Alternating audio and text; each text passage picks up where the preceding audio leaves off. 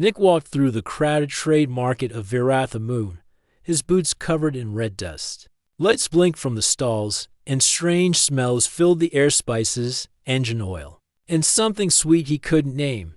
It was his first time on this alien moon. He was just looking for spare ship parts and maybe something to eat.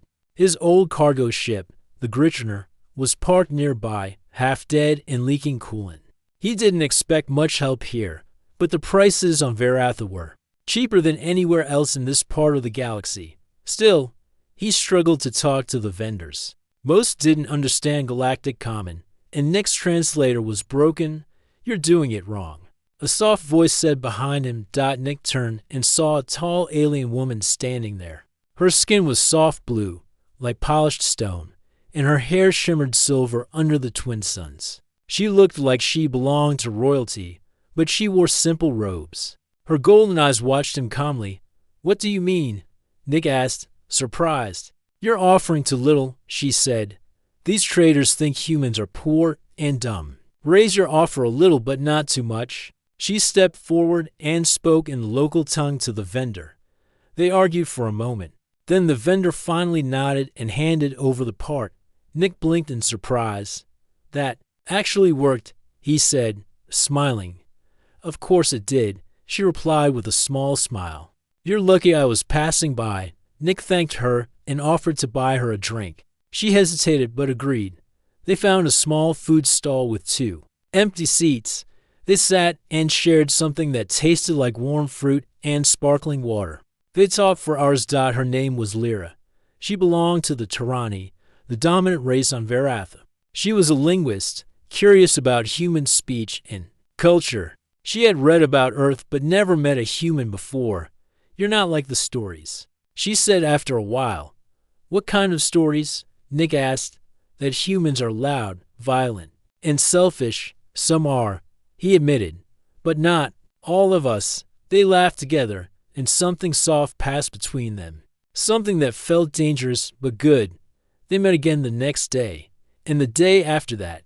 They walked through gardens lit by glowing flowers. Lyra showed him the great crystal lakes, and Nick told her stories about Earth, about forests, oceans, and skies full of stars. He noticed how her eyes lit up when she laughed. She liked how he never talked down to her. They shared jokes, songs, and even food. Their friendship grew fast, and soon it wasn't just friendship anymore. But they kept it secret. The Tyranni were strict. Their laws said love with outsiders was dishonor. It was worse if the outsider was human. They believed humans were too emotional, too unpredictable. Tyranni culture was about balance, control, and unity. Love like this could break everything. Lyra didn't care. They say many things, she whispered one night. But love is not something to fear, Nick agreed. He had never met someone like her. He had never felt this safe, this seen. He dreamed of taking her with him, traveling the stars, showing her Earth. They began planning in secret. Nick fixed up his ship. Lyra gathered her belongings little by little, hiding them in a nearby cave. They were careful, but not careful enough. Someone saw them. Maybe a guard. Maybe a trader who didn't like humans. One evening, Nick waited for Lyra at their usual spot near the old observatory. But she didn't come. He waited hours. The sky turned dark. Worry crawled up his spine like ice. Then he heard shouting from the city square. He ran. What he saw made his chest twist with pain. Lyra was tied to a tall pole in the middle of the square. Her arms were stretched above her, and ropes wrapped around her waist. Her head was down. Her hair hung in silver strands, tangled and dusty. Around her, dozens of Tyranni stood watching. Their faces were blank. Their eyes were cold. A speaker shouted in their language, saying Lyra had broken the sacred code. She had betrayed her kind by loving a human. Nick tried to push through the crowd, but guards stopped him. They shoved him back with metal sticks and shouted at him. Lyra slowly raised her head. Her eyes met Nick's. She smiled, weak but true. He shouted her name. He begged the guards to let her go. They ignored him. One of them struck him on the shoulder, forcing him back. Nick fell to his knees. He couldn't move. He couldn't breathe. But in his heart, one thought burned stronger than the rest. I will not leave her there. Nick couldn't sleep that night. Every time he closed his eyes, he saw Lyra tied to that pole. Her face bruised, her arms pulled high. The image burned in his mind like fire. He lay on the cold floor of his ship, fists clenched, thinking of what he could do. Running away without her wasn't an option. He had promised her they'd leave together. The next morning, he went back to the city square. Guards stood round the pole, and a few Tyranni watched from a distance. Lyra was still there, her head leaning to one side, eyes closed. Her body looked weak. Too weak. Nick stepped forward, but a guard blocked his way. "Go back, human," the guard growled. "She needs help," Nick said. "She hasn't eaten or drunk anything. She'll die. That is her punishment," the guard replied without emotion. Nick turned and stormed toward the council building. The building stood tall, made of dark stone and glowing lines. Inside, he was stopped again, but he demanded to speak to the elders. After some shouting, one elder agreed to see him. The elder's name was Vorl. His skin was darker than Lyra's, his eyes colder. He wore long robes and carried a cane that tapped the floor with every step. "You come to beg for her?" Vorl asked. "Yes," Nick said. "She doesn't deserve this. We didn't hurt anyone. She broke our law." Vorl replied. "And you helped her. She is lucky we didn't execute her at once." Nick clenched his jaw. Loving someone isn't a crime. In your world, maybe. Not in ours. Then your world is wrong. Vorl narrowed his eyes. "Watch your words, human. Your kind has a reputation. You spread chaos, emotion, rebellion. We do not need that here." Nick took a step forward. "You don't need to understand love. Just let her go. Send her away. Send both of us away. We'll leave and never return." "She stays," Vorl said coldly. "She chose dishonor. She will pay for it." Nick was thrown out of the building. As he walked through the streets, many Tyranni turned away. Some watched him with disgust, others with fear. But a few looked at him with something different, sadness, maybe even doubt. He returned to his ship, sat in the pilot's seat, and stared at the stars outside. He thought of calling for help, maybe a human ship nearby, but that would take too long. And he didn't trust the system. He had to do something himself. The next day, just before dawn, he returned to the square. It was quiet. 2 guards were posted, but they looked tired. Nick kept to the shadows and slipped around the edge of the square. He found a narrow path behind the stone wall and followed it to a small alley that led near the base of the pole. Lyra was awake now, barely. Her lips were dry, her voice weak. "Nick," she whispered. He crouched beside her, hiding from the guard's view. "I'm here," he said softly. "I'm going to get you out." "You shouldn't be here," she whispered. "They'll hurt you too." "I don't care. I told you, I'm not leaving you." She tried to smile, but winced in pain. Nick reached into his pocket and pulled out a small bottle of water. He held it to her lips carefully, letting her drink. She coughed a little, then drank more. "You have to hold on," he said. "Just a little longer. I'm making a plan." "Don't risk everything for me," she whispered. "I already did," he said, "and I'd do it again." A sound made him turn. One of the guards had shifted. Nick backed away and disappeared into the alley before he was seen. Back on his ship, he began gathering supplies. He checked the map of the city, studied guard patrol patterns, and started reaching out quietly to anyone who might help. Most turned him away. They were afraid. But a few listened. One was a young engineer named Kel. He had met Lyra once, during a speech she gave about languages. "She's kind," Kel said. "I never liked how our people treat others." Another was a merchant woman named Era. She had lost her brother years ago to a law like this. "I'll help," she said, "but we only get one shot." Together, they started building a small plan. Nick would get Lyra down. Kel would cause a distraction using the city's power grid. Era would secure a way out, a hidden vehicle, and safe exit route to the port. They chose the night of the Moon Festival. Many people would be watching the lights in the sky. Fewer eyes on the square. Nick returned to the pole that evening. The sky was turning orange. He saw Lyra's eyes still holding on. "Just one more night," he whispered. "I'll wait," she said. And she did, because she knew Nick had not given up, and he never would. The night of the Moon Festival finally came. The sky above Veratha was glowing with drifting lights, soft colors moving like rivers across the stars. People filled the streets, music played from floating speakers, and fireworks danced in the distance. For most, it was a night of celebration. But for Nick, it was the night he would risk everything. He stood in a shadowed corner, watching the city square where Lyra still hung. Her arms were limp now, tied above her, and her head leaned to one side. But she was still breathing. She was still alive. Kel, the young engineer, crouched beside a small power box near the market wall.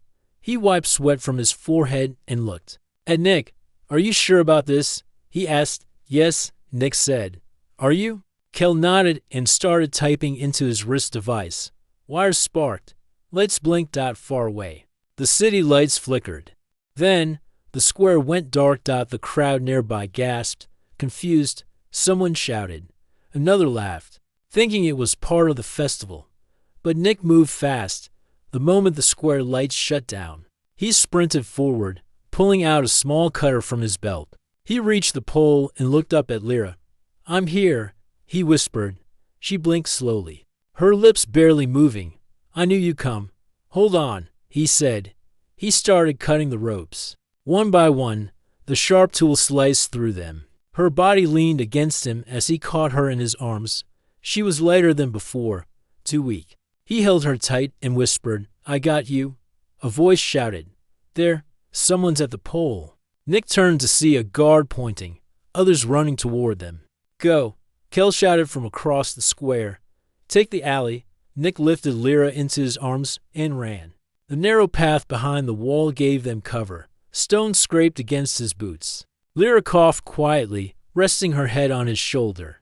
They turned into a dark tunnel where Era waited with a small hovercart. She helped Nick place Lyra gently inside. "She'll be safe with me," Era said. "You get to the spaceport. I'll follow with her." Nick hesitated, looking at Lyra. Her fingers weakly held his arm. "Don't leave her," he said. "I won't," Era promised. Nick nodded and turned away, running toward the port. He had set a beacon earlier near his ship. If he could reach it, the ship would begin pre-launch. But the guards were behind him now, fast and angry. As Nick turned a corner, two guards blocked the way. He grabbed a flash bomb from his belt and threw it. Light exploded, blinding them for a moment. He shoved past them and kept running. Behind him, he heard loud voices, but he didn't stop. At the port gates, another group of guards waited. Nick ducked behind a fuel crate and caught his breath. Then he saw something else. Standing on a rooftop with a signal device. Kel pressed a button. The street lights nearby burst with sparks. Alarms rang from the guard towers. Confusion spread again. Nick took the chance and ran to the ship. It was already humming, lights glowing as the engines warmed. He jumped inside and activated the rear hatch. Era, "Are you close?" he asked through the radio. "I'm 2 blocks away," she said. "We're coming." Nick ran to the controls and opened the hidden ramp under the ship's belly, an old trick he had added years ago for smuggling. The ramp opened silently on the dark side of the port. A minute later, the hovercart rolled up. Nick rushed down, helped Lyra onto the ramp, and pulled her inside. Era climbed in behind them. "Did anyone follow you?" he asked. "I think we lost them," Era said. But they hadn't. As Nick closed the hatch, the ship rocked. A blast hit the side. The shield flared. Red lights blinked across the control panel. "They found us," Nick shouted. "Hold on." He strapped Lyra in, jumped into the pilot's seat, and slammed the engine controls forward. The ship rose fast. Blast hit again, but the shields held. Nick, Lyra whispered behind him, "Don't talk," he said gently. "We're getting out." As they broke through the upper sky, the city lights vanished below. The stars opened around them, and silence filled the ship. Nick breathed out. They had made it. Barely. He turned back. Lyra looked at him with tired eyes, but her lips formed a soft smile. He took her hand, and he smiled too. The ship flew through the black sky, leaving Veratha behind. Inside, the engine hummed low. Nick sat beside Lyra, holding her hand while Era checked the ship's systems. Lyra's breathing was weak, but steady now. Her eyes opened sometimes, and she gave Nick a small nod, showing she was still fighting. "We'll reach the safe zone in a few hours," Era said. "An old colony on the edge of the quiet belt. No one from Veratha will search there." Nick nodded. "Thank you. You saved both of us." "No," she said softly. "She saved herself. You just made sure she didn't do it alone." Nick smiled a little, though his eyes still held worry. He had never felt this kind of fear before, not even in battle. Seeing Lyra hurt had shaken him deeply. He looked at her again and squeezed her hand. After 2 hours, the ship entered the quiet belt. It was a place where old ships floated like ghosts, their metal bodies silent in space. An old human Tarani colony station appeared ahead. It had been abandoned long ago, but kept running by a few peaceful families who didn't follow the rules of either world. Nick carefully landed the ship on the platform. 3 figures came out. To greet them, 1 human, 1 Tarani, and 1 small alien child who looked like both. They smiled when they saw Lyra. "Bring her inside," the older Tarani woman said. "We'll take care of her." Inside the station, it was warm and quiet. Old lights flickered above, and soft music played in the background. The people there didn't ask questions. They didn't care who loved who. They simply helped out. Lyra was placed in a medical bed. Machines beeped softly as they scanned her body. Nick stayed close, watching every move. Era stood near the door, silent, then left to give them space. Hours passed. Nick sat beside the bed, holding Lyra's hand. Her skin was cold, but the color was slowly returning. Her eyes opened again, clearer this time. "We made it," she whispered. "Yeah," Nick said, smiling. "We're safe now. I knew you'd come. I told you I wouldn't leave you." She tried to sit up, but winced. Nick helped her lean against the bed's side. "Don't try too hard," he said. "Just rest." She looked around slowly. "Where are we?" "A place where no one cares about the old laws," he replied. "You're safe here." "We both are." She smiled softly, and a tear rolled down her cheek. "You risked everything," she said. "So did you," he whispered. A few days passed. Lyra grew stronger. She started walking short steps with Nick's help. The people of the colony gave them food, clothes, and quiet space to heal. One evening, they sat on a bench outside the medical bay. The stars above were brighter here, and the space was calm. Lyra leaned her head on Nick's shoulder. "Do you think they'll come for us?" she asked. "Maybe," he said, "but they won't find us easily, and if they do, I'll fight for you." "I don't want more fighting," she said. "Then we'll run." She laughed a little. "Running with you doesn't sound so bad."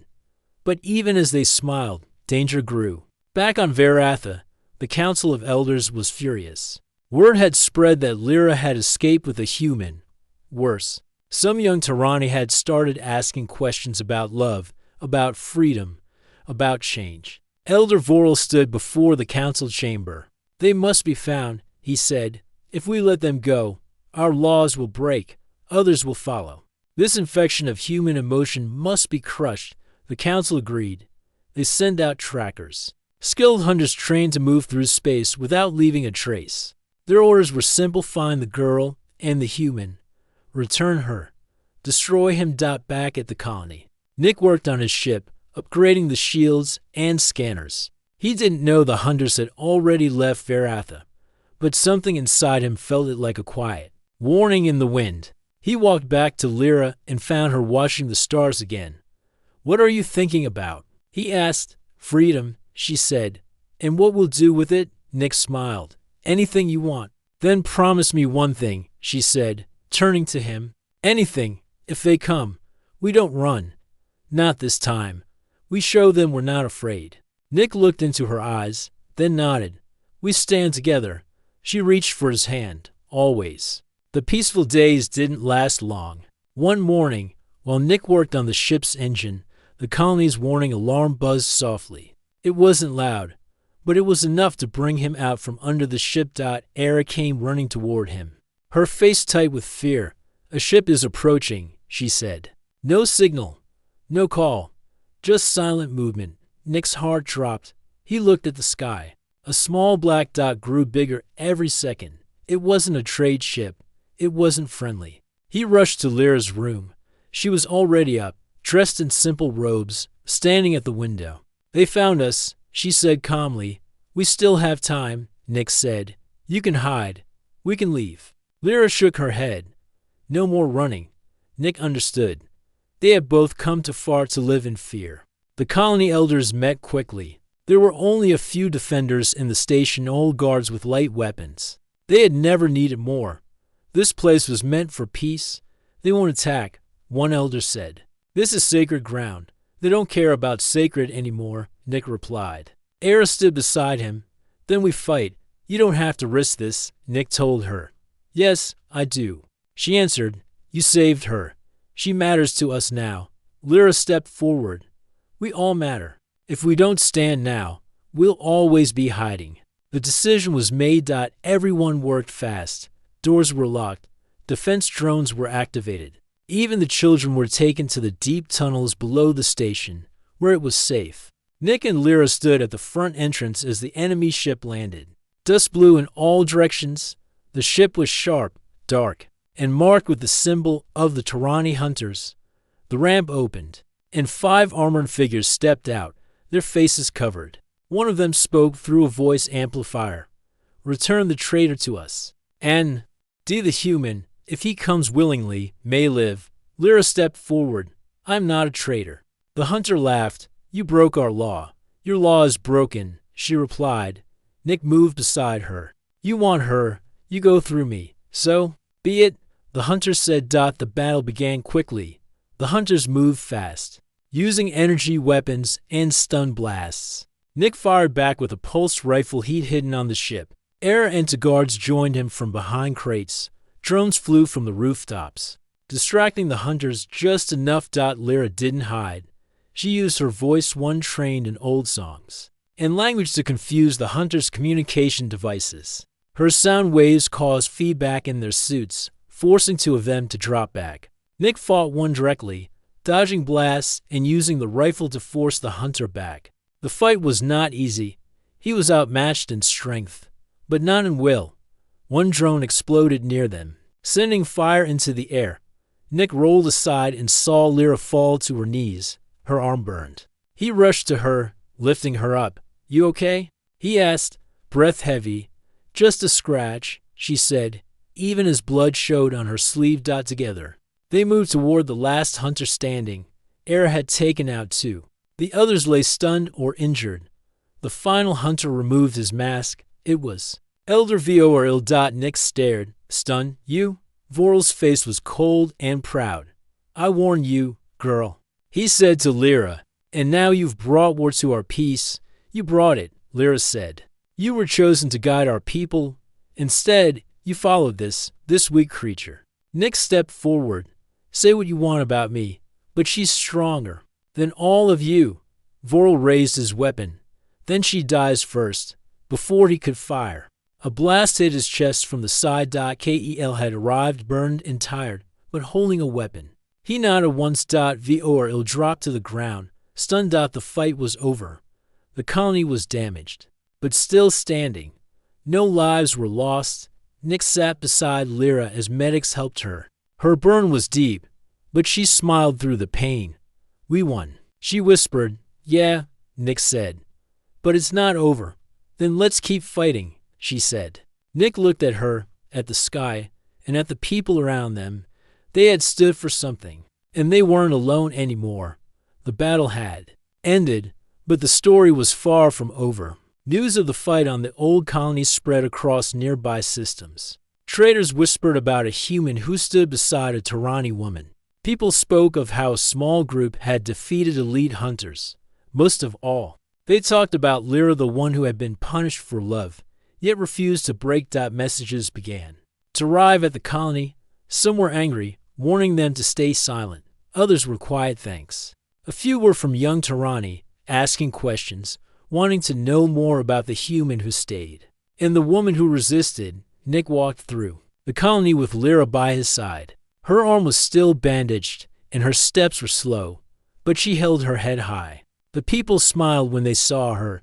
Even the children greeted her with respect. "You're a symbol now," Era said one morning.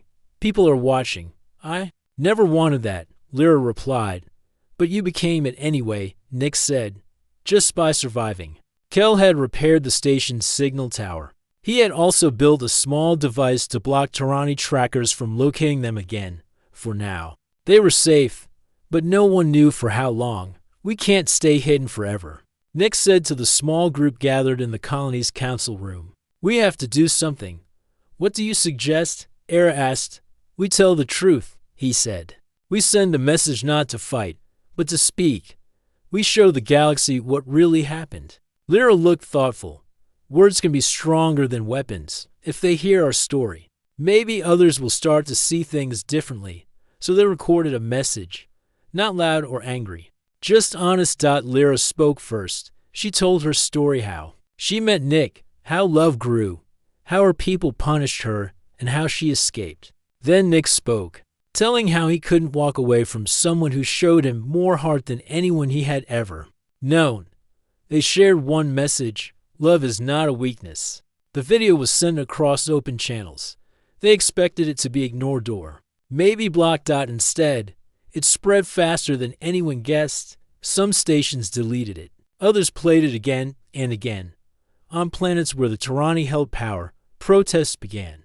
Small at first, students and young thinkers stood in silence, holding signs with Lyra's name. In other places, mixed groups of humans and Tyranni walked side by side. An old rule had cracked. Inside the colony, new faces started arriving. Tyranni travelers looking for freedom. Human explorers wanting to learn. They called it a safe place. Lyra called it hope. One evening, as stars glowed bright above, Nick and Lyra sat near the edge of the station. They looked at the galaxy around them, full of unknowns. "Did you ever think it would come to this?" she asked. "No," he said. "I thought I was just a guy fixing his ship. And now, I'm someone who won't let go of what matters." She reached for his hand. He held hers. But not everyone was happy with the change. In the Tyranni Council, the elders watched the movement grow. Some called for harsher laws. Others said it was too late. The people had seen something new. They had felt something powerful. And they would not forget. Elder Vorel, still recovering from the battle, sat in silence. His pride was broken, but his heart was heavy too. Even he began to wonder if maybe they had been wrong all along. Back on the colony, Nick helped teach the new arrivals how to work the systems, how to fly small ships, how to fix broken panels. Lyra taught language, history, and how to speak without fear. The colony grew stronger. It became more than a hiding place. It became a beginning. Nick knew the fight was not over. New problems would come. New enemies might rise. But he also knew something else. He wasn't alone. And neither was she. Months passed since the battle at the colony. Nick and Lyra had grown closer than ever. Their story had reached many corners of the galaxy, inspiring hope in those who felt trapped by old rules and fear. The colony had become a refuge, a place where humans and aliens lived together in peace. Its walls were filled with laughter, learning, and the promise of change. But with hope came challenges. One morning, as the suns rose over the quiet belt, Nick stood on the station's observation deck. Lyra joined him, her arm healed and strong again. Together, they watched ships arrive, new friends, curious travelers, and those seeking freedom. "We've come a long way," Lyra said softly. Nick smiled. "But the real journey begins now." They had learned the Tyranni elders were planning one last attempt to crush the movement. A large fleet was gathering, ready to force submission and silence the colony forever. Nick and Lyra knew they had to prepare, not just to fight with weapons, but to show the galaxy the power of love, courage, and unity. They called a meeting with the colony's leaders and their new allies. People from many worlds gathered, each ready to stand for a better future. Lyra spoke first. Her voice was strong and clear. "Our story is no longer just ours. It belongs to everyone who dares to love freely. We will not hide, and we will not bow." Nick followed. "We will show them that fear is weaker than hope, that kindness can change even the hardest hearts." As the fleet approached, The colonies send out messages across the stars, videos, stories, songs sharing the lives of those who live there. The message was simple: love is strength. The Tarani fleet arrived, massive and shining, their weapons ready. But when they reached the colony, they found something unexpected. People waiting not with guns raised, but with hands open. The defenders stood tall, not to fight, but to protect their home and their right to live as they chose. A broadcast from Lyra filled the skies. We invite you to join us not as enemies, but as friends. There's a better way than fear and punishment. Some ships hesitated. Some commanders lowered their weapons. The Tarani elders watched, confused. Their power was slipping. One young officer spoke up. We cannot fight those who show such courage. Perhaps it is time to listen. Slowly, the fleet lowered its weapons and retreated. The colony had one. Nick and Lyra held each other as the stars shone brighter than ever. Their love had changed the galaxy. In the days that followed, peace talks began. New laws were made to protect freedom and love between all beings. Old wounds started to heal. Nick looked at Lyra one night under the glowing moons. We did this, he said softly. No, she replied. Love did. They laughed, knowing it was both. Together, they walked hand in hand, leaders of a new age. A future where no one would be punished for loving, and where hope would always shine, even in the darkest places.